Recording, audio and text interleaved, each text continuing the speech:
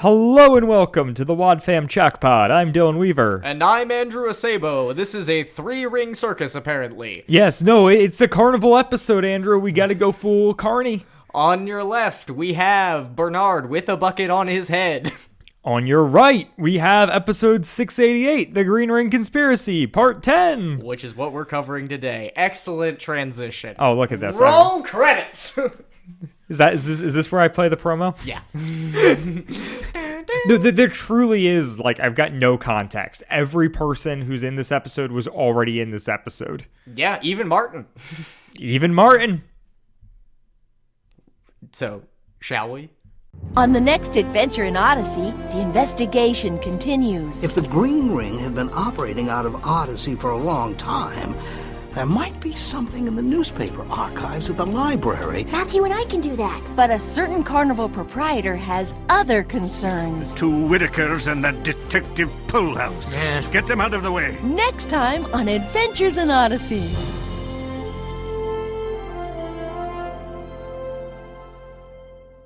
The two Whitakers and that detective Polehouse. Oh yeah, I have that written in my notes as P-U-L-L house. Because that is exactly how he says it. The two Whitakers and that detective Polehouse. And the best part about that is I was like, wait, does he know who Jason is? And then I was like, oh, right, Monty. That's the other Whitaker. Oh, well... Yeah, I guess. Yeah, it is. Like, otherwise he'd say the three Whitakers. Yeah. All right. Without further ado, let's jump into the episode. Right? So the episode kicks off with great spy music. Yeah, that's what it kicks off with. That it does. The ambiance of this episode, and honestly, this series is really, really good. I'm like watching through Breaking Bad as I'm as we're recording this. And a big part of that show is, like, aesthetic and scenes and, like, color palettes and things like that. And it creates this really cohesive environment that makes the story so much better and, like, so much more real. And, like, I don't know, it adds points of emphasis that I think are really cool. And Odyssey does that so well here with the music all throughout this episode. And the sound engineering as well. I mean, we'll get into it. Yeah, that we will. So then after the spy music ends, we get a scene straight out of Making a Murderer, in which Polehouse is interrogating Buck, not at the police station, but at wit's end. A 14-year-old child. Yes.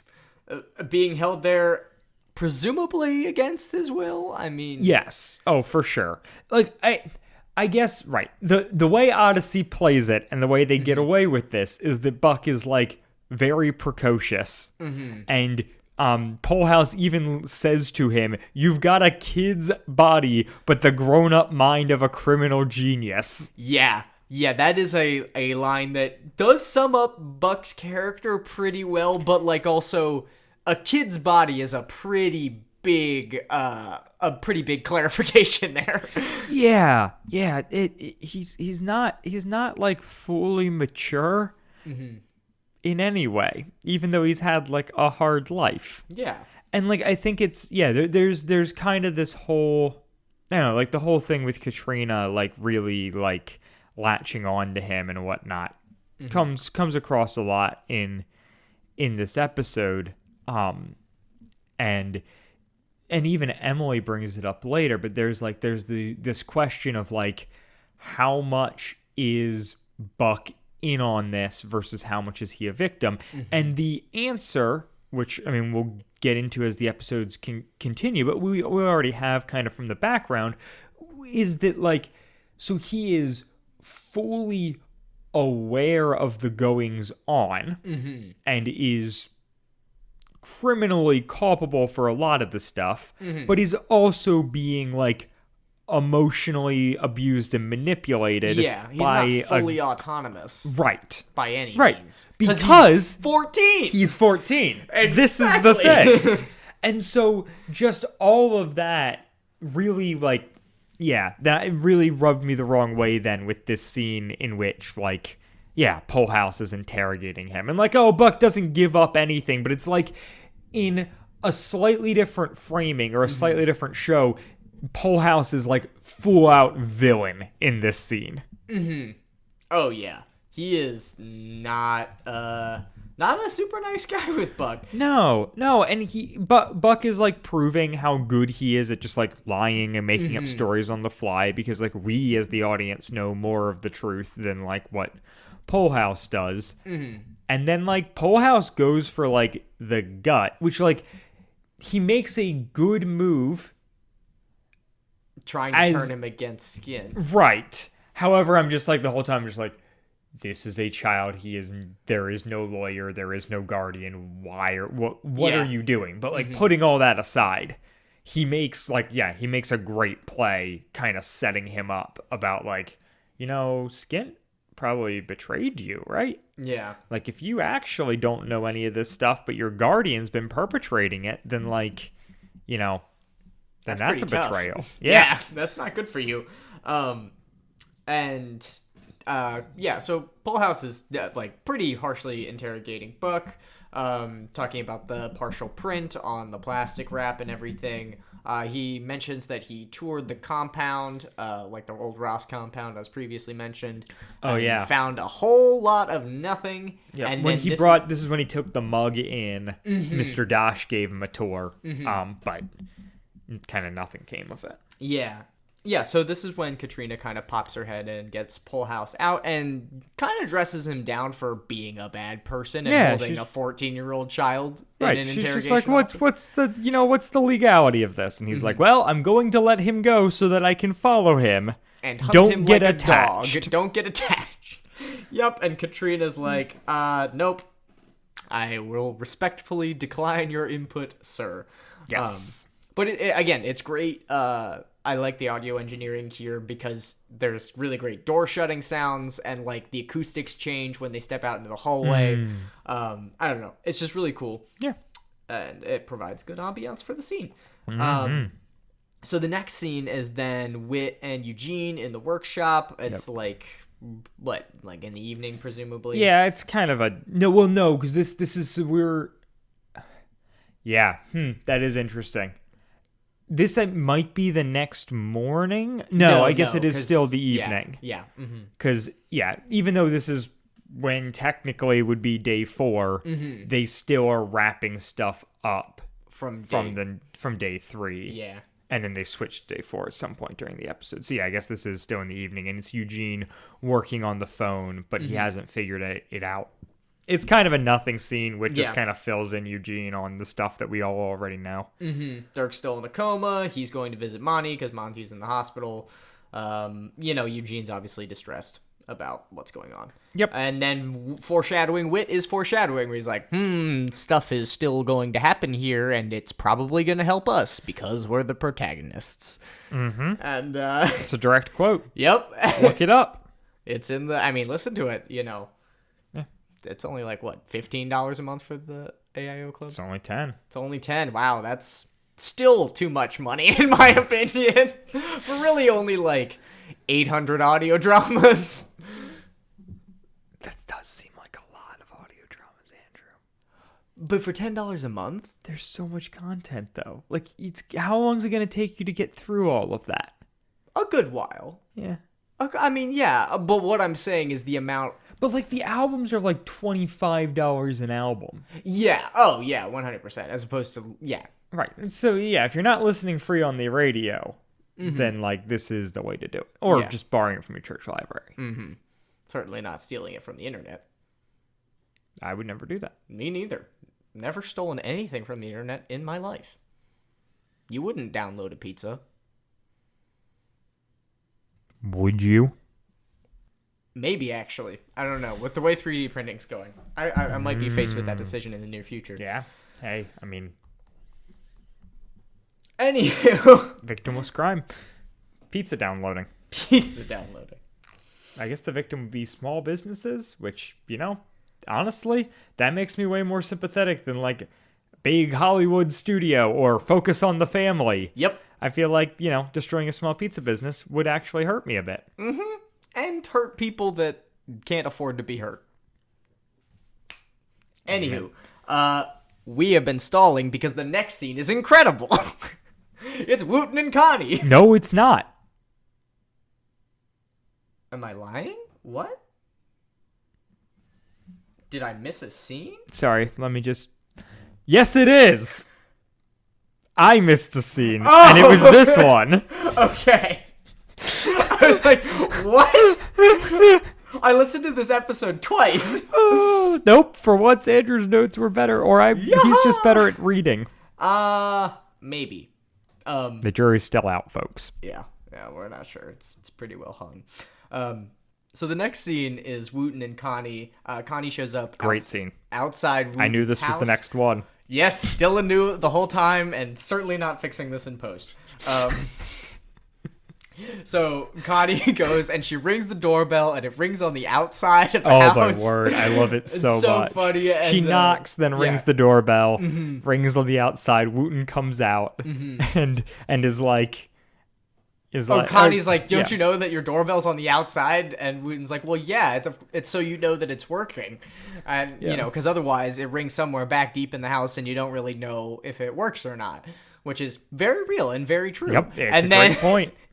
And then Connie asks, well, like, how did you know that I was here then? And he says, I heard you knock. And she goes, it's a great Katie Lee performance where, she starts and then is just like never mind. Never mind. Not worth my time trying to explain this to Wooten. Yeah, it's great. It's super great. And then they sit on the trampoline porch swing. Yeah. And have a way too real conversation where Wooten is freaked out about, the status of his relationship with Penny. It's a really good scene. Wooten and Connie's dynamic, I mean, we've talked about it so many times, but it's so good. It is. And as good as Wooten and Penny are together, I like Wooten and Connie's friendship dynamic more. Yeah. I like their friendship. Yeah. But, yes. Yeah. But for a romantic relationship, I'm glad he has Penny. Yeah. Exactly. So, yeah, Wooten thinks that it's over because Penny said that she had plans tomorrow, and then Connie says, he kept calling, she wasn't picking up, and then he finally sent a text. I was like, texting an Odyssey. And she responded back that she had plans the next day. And then Connie's like, well, they were my Appleberry plans. phones have blue bubbles or green bubbles? Purple. I really hope it's purple. I really hope it's like full pair phone situation. What a great bit from that show. Anyway, so Connie then, like I said, reveals that she's hanging out with Penny tomorrow and that they're going hiking, and Wooten gets super excited and invites himself on the trip and is like, oh, we can have a picnic. Right. And the whole reason that's never stated but is there in all the subtext of why Connie's here is she had the thing at the college with Penny and Trask, and has been really thrown by it and wants to basically let Wooten know kind of that she's not sure about where Penny is spiritually and some other stuff, which is a bit of an overstep. I don't love that, but it does set up a good scene, and she doesn't end up having that conversation with him. No, thank God. So yeah. So it's fine. Well, and in a certain sense, Wooten is doing what Wooten does best, which is coming up to somebody that's not doing so hot and distracting them with his just vibrant zaniness. Yeah, but in this instance, Connie is pushing back against it, and he's just bulldozing over her. I mean, literally, he does launch her into a neighbor's bush. A rhododendron. Yes, exactly. Which, I don't know if that has thorns or not. Chalk Squad, let us know. Yes, tell us about plants, Chalk Squad. We can't Google it. We're dumb. Yeah, I don't know how to spell rhododendron. I tried, and Google said that I was very wrong. Yeah, looking at my notes right now, that spelling is horrifying. I didn't even bother to type it out. I just was like, I'll remember it, because for whatever reason, I feel like Odyssey talks about rhododendron bushes more than just this once, or I've just listened to this episode enough that it's glued to my mind. It's definitely the second one for sure, but I don't know. There might be other previous appearances of that plant. I mean, I think it's a part of the wiki that should be explored as plant appearances. Plant, oh my word. Why is there not a plant appearances? Come on, guys. I mean, it's such an easy page to make. All you have to do is go through every single episode of Adventures in Odyssey that's ever been made and write down every species of plant that is mentioned in what episode. And maybe Easy keep an peasy. ongoing count for, per species. I feel like It's easy. that's like a summer project. Yeah, exactly. Maybe like a month project. Yeah, exactly. Come on, guys. You're slacking off. Yeah, I mean, it's basically done for you, essentially. Right. But anyway, Wooten gets super excited, and he gets we get a lot of Wooten jokes here. It's just like a machine gun. Yeah. Wooten says, you can lead her up with nonchalance or whatever other French pastry you want to bring. And he's, Yeah, going. so he's gonna like set up this like surprise picnic at like an overlook on the hike so that they'll like stumble upon it and be like, oh look, a picnic. And then Wooten can leap out from the trees with his Twizzlers and just be like, hey, Yeah. picnic time. I feel like he's a Red Vines guy. I don't know. Yeah, he does always talk about licorice. Is it black or is it red?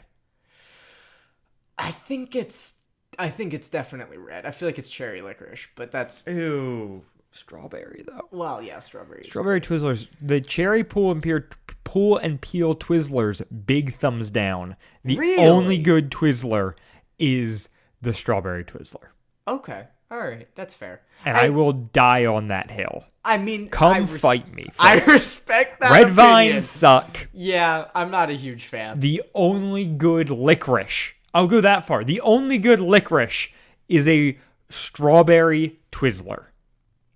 Non-pull and peel, just standard strawberry Twizzler. The views of Dylan Weaver are not that of the Wad Fam Chalkpot. No, I agree. I do like the cherry pull apart ones just because I like to play with my food. Same reason I like string cheese, except for this one has sugar in it, so that's fun. String cheese probably has sugar, right? I mean, it's got glucose or lactose, so Yeah. carbohydrates are sugars.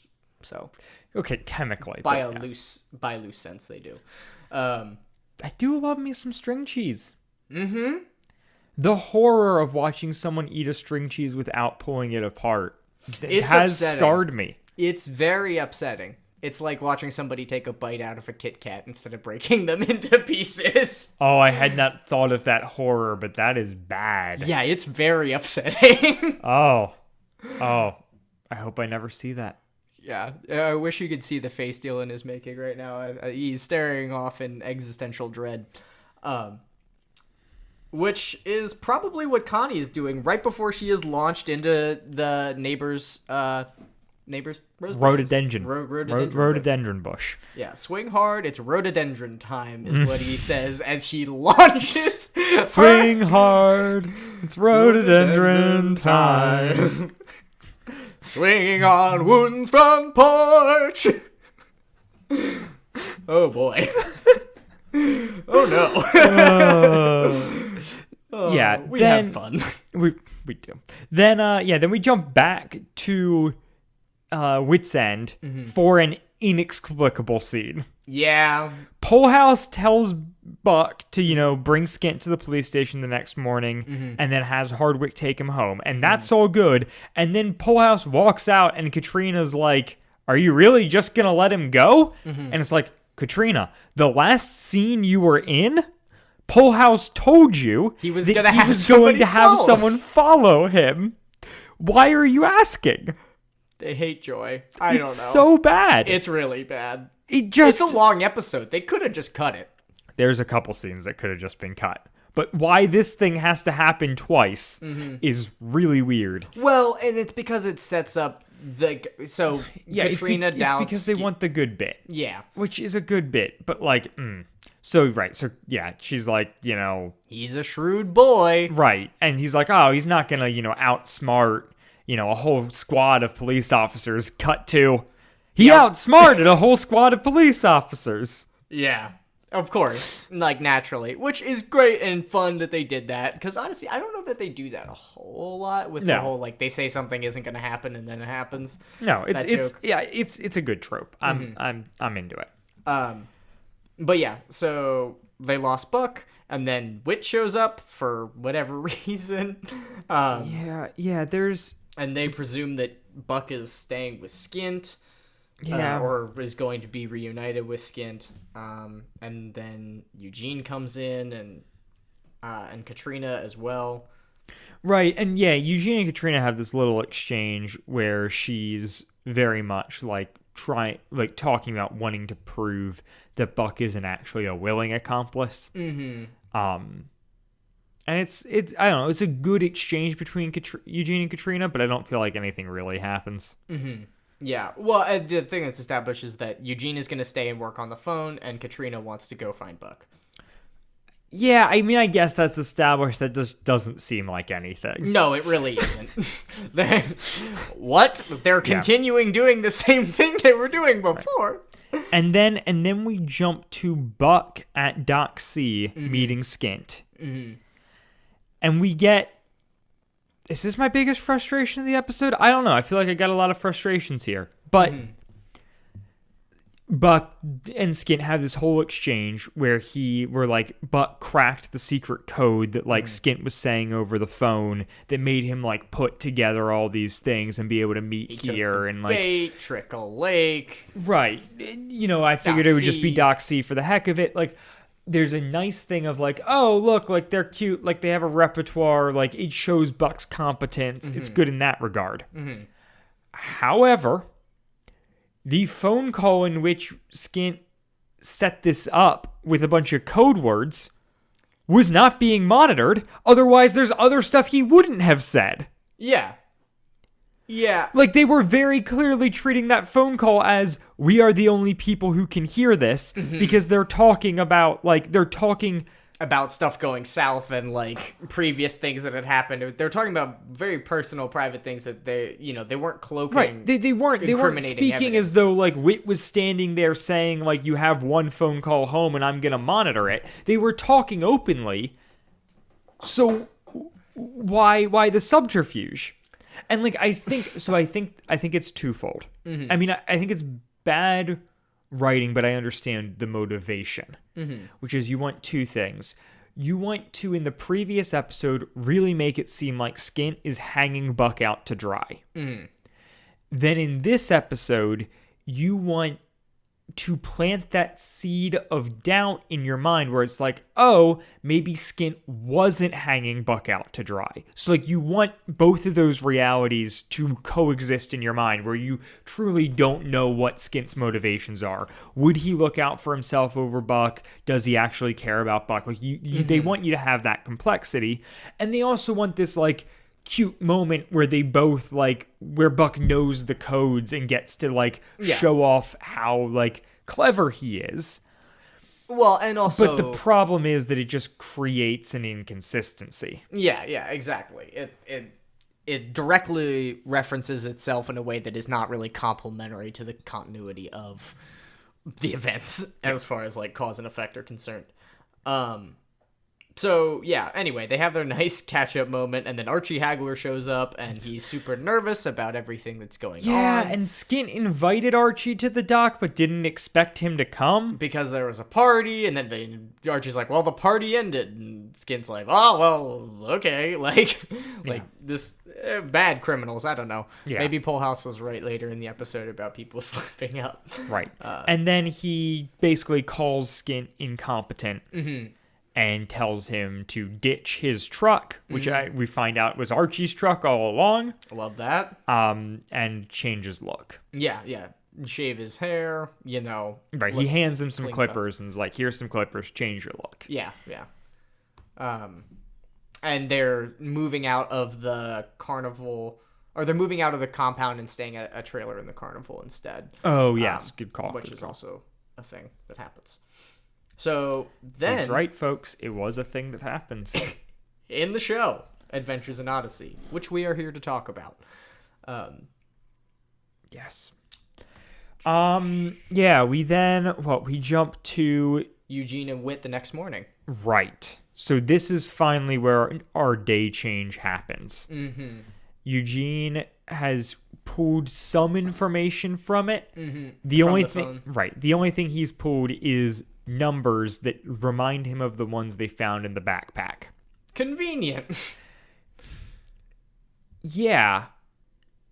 It's a weird, just like, yeah, I was able to recover some data from this smashed phone, but like it's not particularly useful. I don't know. It's very like TV. Yeah. Mm-hmm. And then, like, we go on to later in this episode, like, the numbers are the same as the ones in the backpack. Yeah. So it's like, oh, if they had just remembered The that there were numbers? numbers in the backpack, this wouldn't have been necessary. A lot of these scenes. Yeah. Like, if they Yeah. had just, like, remember, because I had forgotten about them, but if that was just, like, a thing that they were always investigating, but instead it's like a weird thing where it's like Eugene hacks into a phone to remind himself of a thread that they dropped earlier. Not because it adds like new information to that thread. No. Just to be like, oh yeah, that thread still exists. We remember numbers. Cool. Great. Awesome. Yeah, and so it's established that Wit is closing Wit's End for the day because he wants to focus on everything at hand. You know, it does a good job of building tension.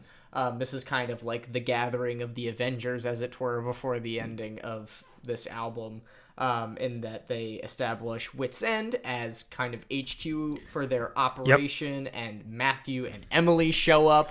This is an interaction I really like. It shows what can go well with, like, it shows like Wit interacting with kids in a positive way. Mm-hmm.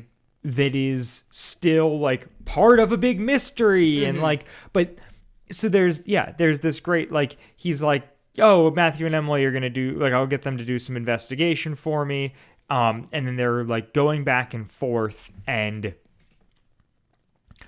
Wit's like, oh, like, we should do some, like, we ought to do research on, like, the archives at the library to try and find, like, the newspaper archives at the library, try and find some counterfeit info. And Emily pipes up and goes like, oh, I can do that. And it's like, obviously Wit brought them here to do that. But he's saying it in such a way that, like, they get to think it's their own idea, which excites them. Yeah, which of is course. just fun. Yeah, and it's great because, they are contributing in an effective way, but is also not endangering themselves in any really unethical way. Yeah. And, you know, Matthew offers to stay back with Eugene, and Eugene very humbly is like, oh, I'll survive.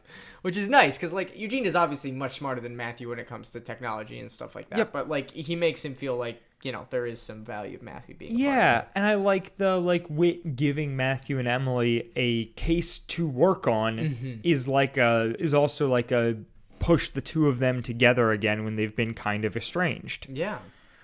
He also provides them with earphones. Yes. Wonderful earpieces that are walkie-talkies that work for 30 miles. Is that Very much in the walkie-talkie that's- territory. That's for sure. I mean, think about, like, police officers. Yeah, that's fair.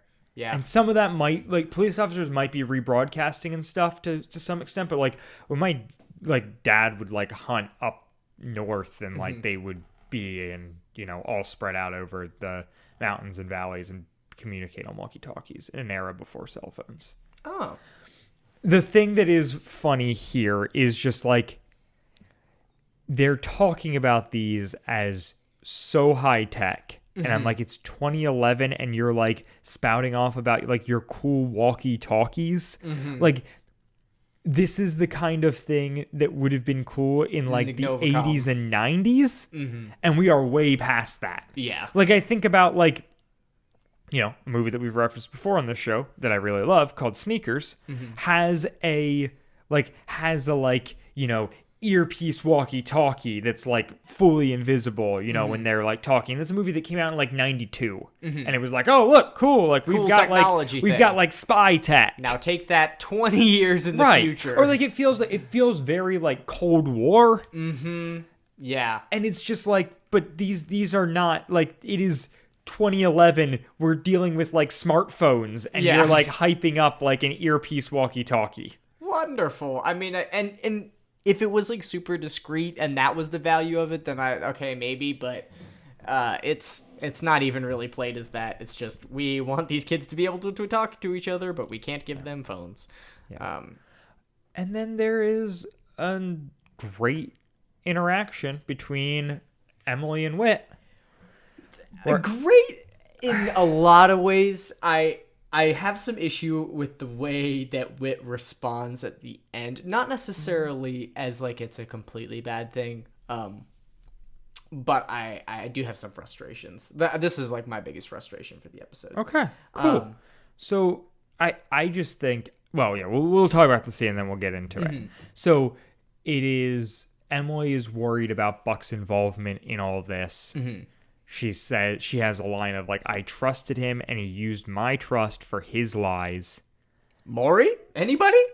This is the thing, is that I think is the reason I underline this section so heavily, is like, it is a very like Maury situation. Yeah.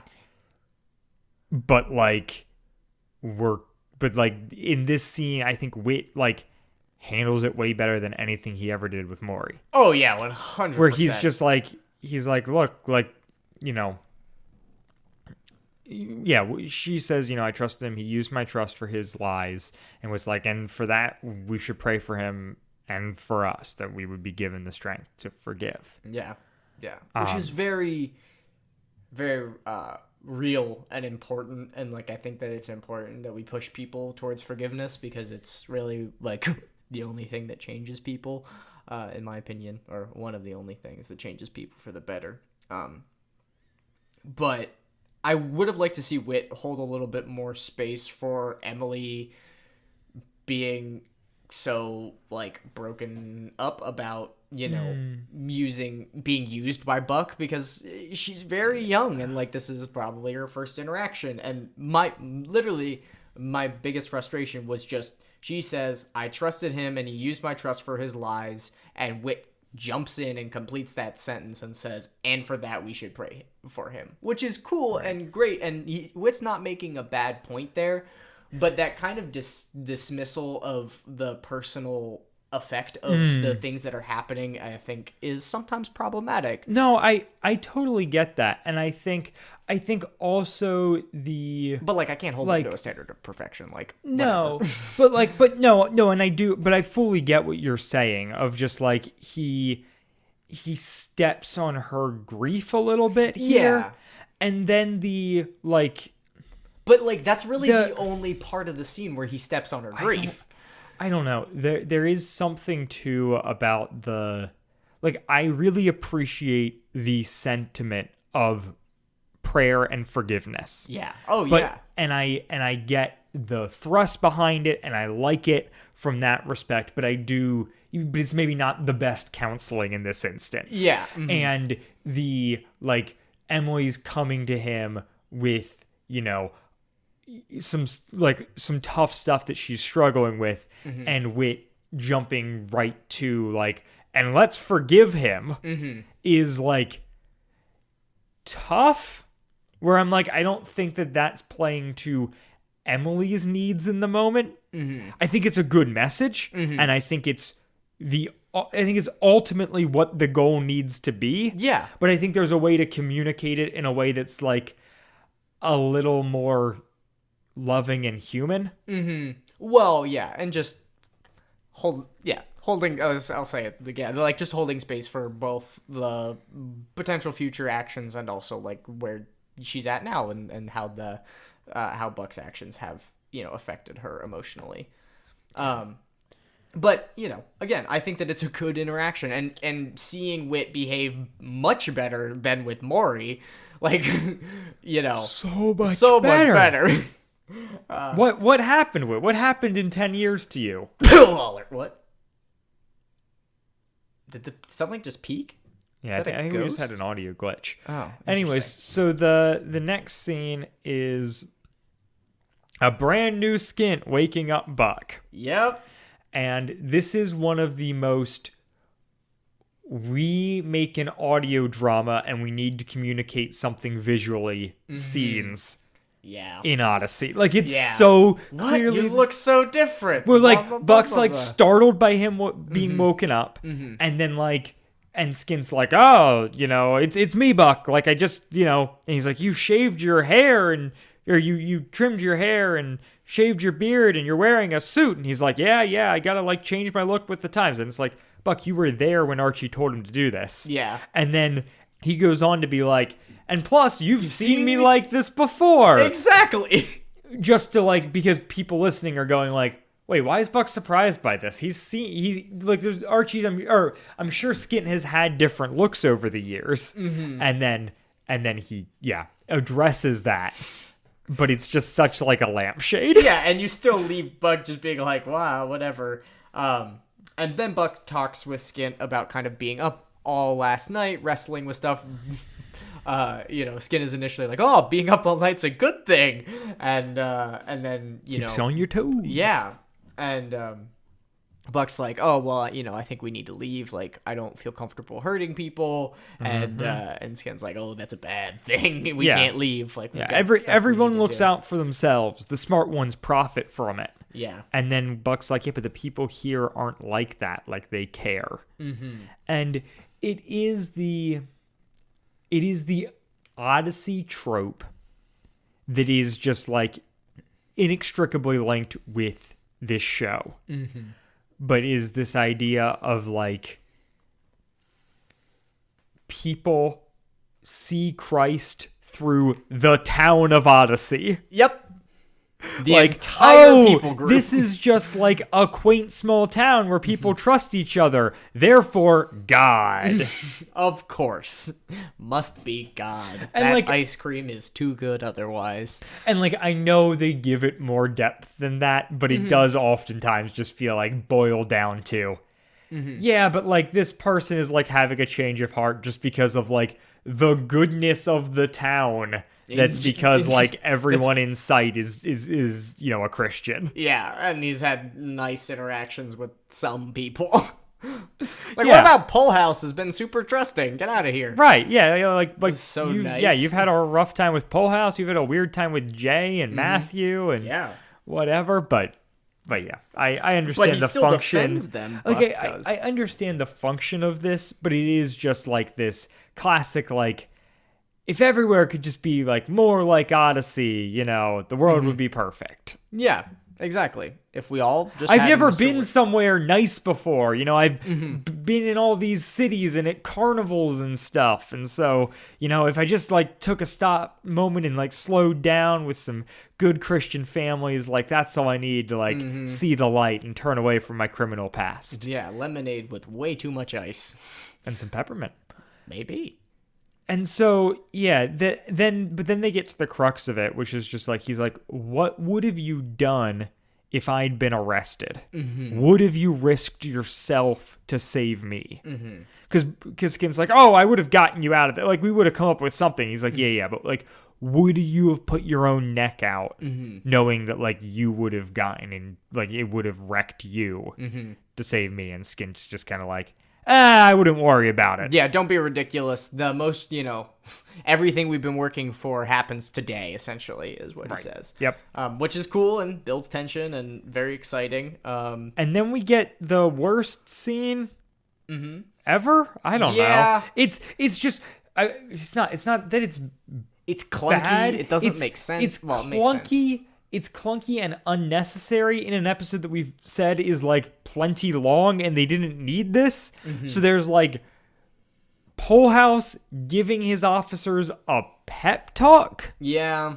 for reasons, and I don't know. Maybe it's doing some like pop culture homage thing that I'm missing.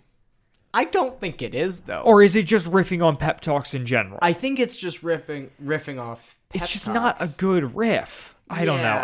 I found this whole scene frustrating, especially because it basically sets up then like we don't hear anything, and then like he walks away and Whit walks up to him and says like, "Oh, I found something in your office while you were out there giving that weird speech." And then we musical interlude. Yep, to his office. To his office. Like, they are walking to his office together, and we just, like, jump ahead 5 seconds. It's like the skip 15-second button in, like, the podcast app. Yeah, exactly. You guys would never use that on us, though, right? No, never.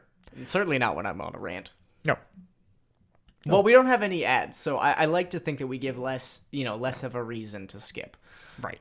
Right. Everyone definitely listens through the entirety of the outro, right? Every week. Oh, yeah. No one's ever cut that short, right? 100% watch time or listen time. I don't know what the statistic's called.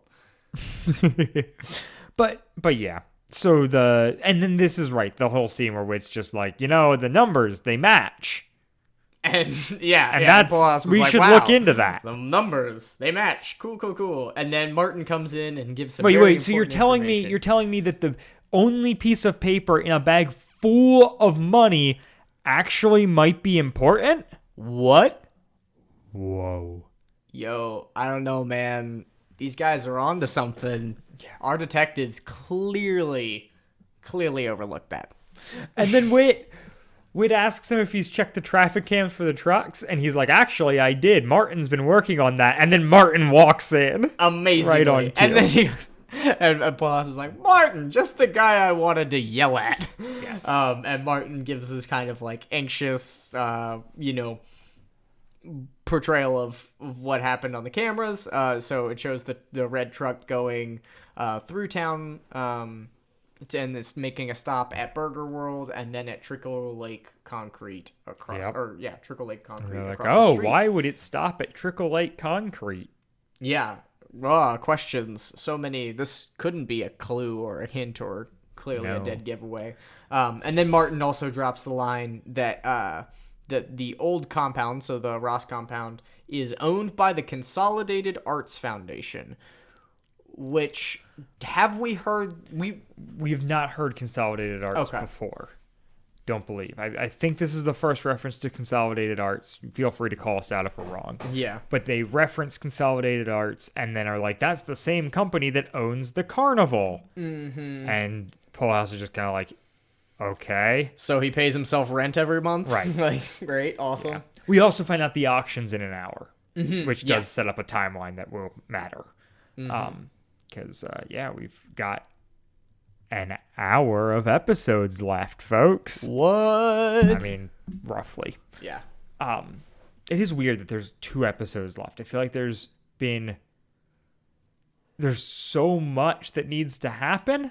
There's only 2 episodes when, like, I feel like talked about the same thing, like I feel like some of this stuff has been really stretched out, mm-hmm. and then like it feels like the end's going to be really compressed, but we'll see what happens.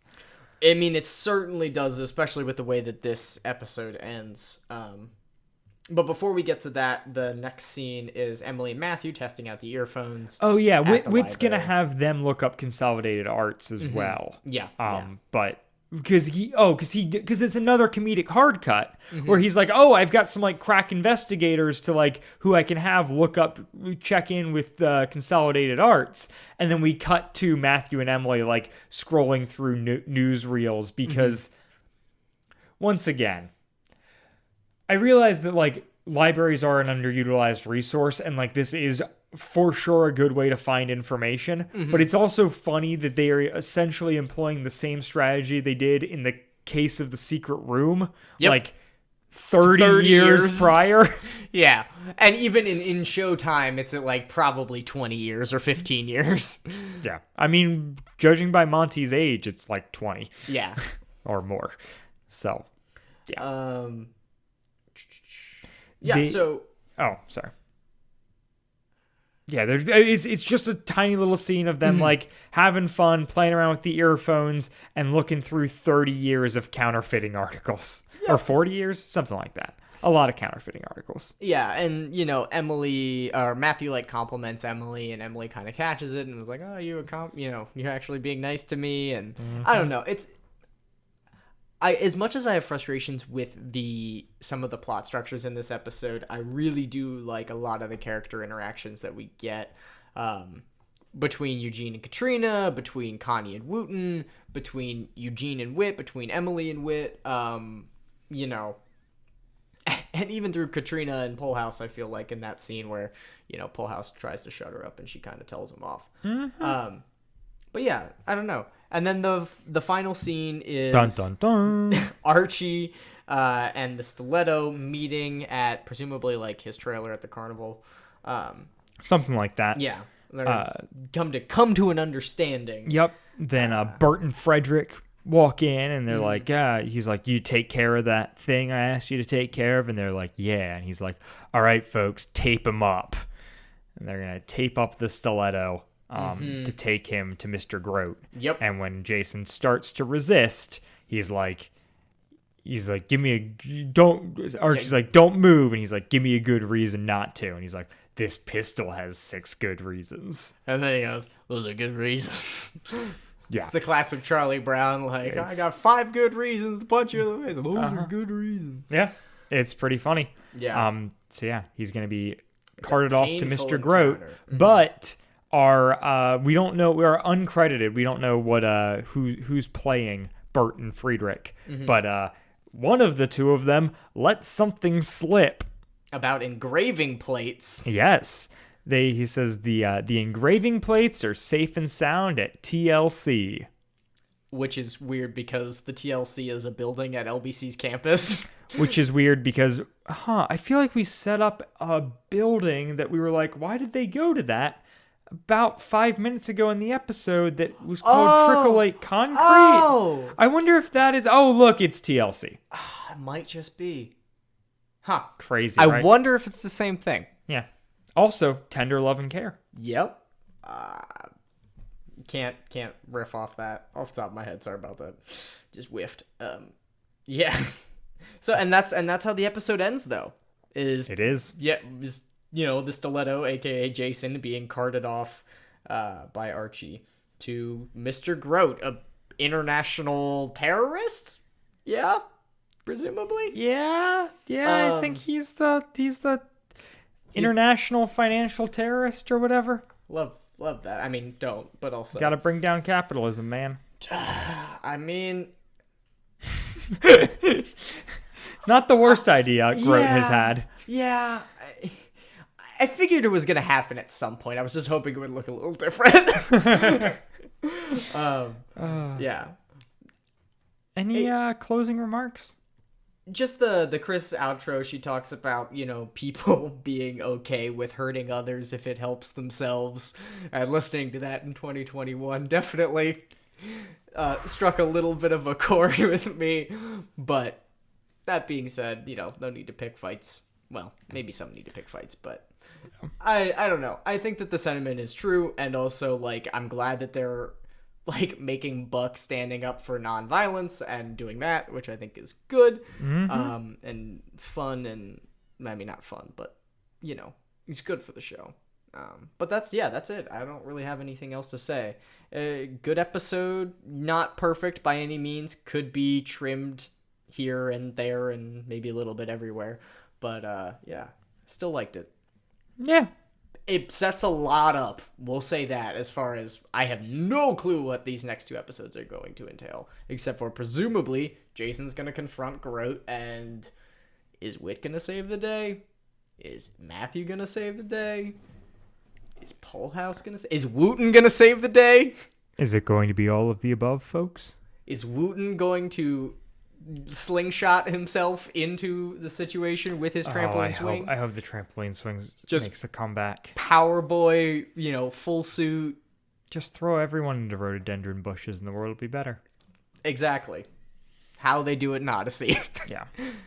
Anything you'd like to plug this week, Andrew?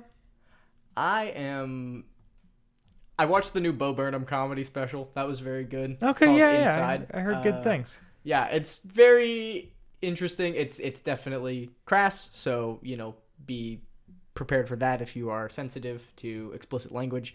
But it has some pretty biting social commentary and is also very funny and unique because it is recorded entirely alone in one room, which is cool. Yeah, so that's something that I've been enjoying recently. Do you have anything to plug? I do not. Alrighty. So we will be back next week with episode 689. The Green Ring Conspiracy, Part 11, the penultimate of this album. Yep. Not of the arc. And man, you stole the penultimate line. I know. Bye, guys. Bye. Wadfam Chalk Pod is a presentation of the Lidditz Podcast Co-op. Follow the podcast at Wadfam Chalk Pod on Twitter and Instagram, or email us at wadfamchalkpod@gmail.com. The Green Ring Conspiracy Part 10 was hosted by Dylan Weaver and Andrew Sable, and edited by Dylan Weaver. And I'm Nathan Haverstick, hoping you'll join us again next time for more of the Wadfam Chalk Pod.